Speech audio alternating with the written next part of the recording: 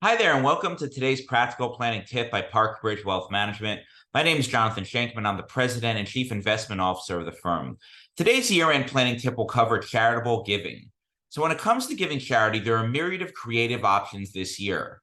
Let's discuss just a few in the next minute or so. First, be mindful of the current deduction for cash contributions.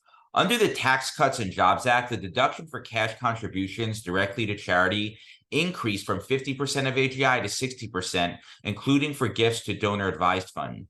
After the sunset of this act, this limit will revert to 50%, so donors should consider maximizing their cash gifts today. Another idea is to donate appreciated stocks. Many investors have long held or concentrated stock positions with large embedded unrealized capital gains. This may be through accumulating shares from working at a company for many years, the appreciation over decades of a long-held position, or investors may have large gains in big tech stocks and they want to trim their position.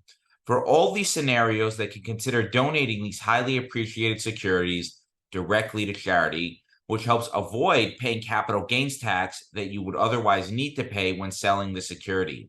It also allows you to minimize a large position, which will help de-risk your portfolio. Another suggestion is to utilize a donor-advised fund or a DAF. A DAF is an account where you can deposit assets for donation to charity over time.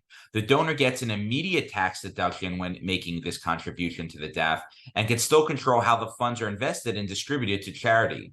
A DAF can be extremely useful if you hold the assets with no cost basis, a highly appreciated stock, or concentrated position. In all of these scenarios, the tax liability can be circumvented by moving that position to a DAF. And then that point, here's a charitable giving planning tip to consider. A DAF may be particularly useful when bunching your charitable contributions, which involves donating several years' worth of a charitable contribution all at once, which is done for tax planning purposes. For example, charitable contributions are only tax deductible to those who itemize their deductions.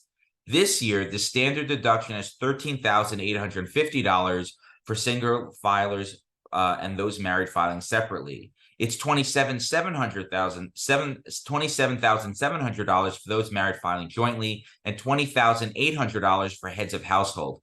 To help your itemized deductions exceed the standard deduction amount, one may consider bunching multiple years' worth of charitable donations. This may allow the donor to exceed the standard deduction this year and take the itemized deduction, yet still distribute the funds over the current and subsequent years.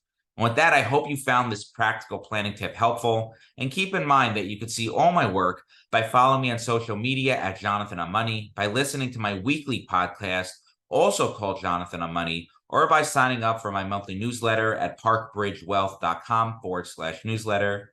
And until next time, stay prudent, practical, and don't forget to plan ahead.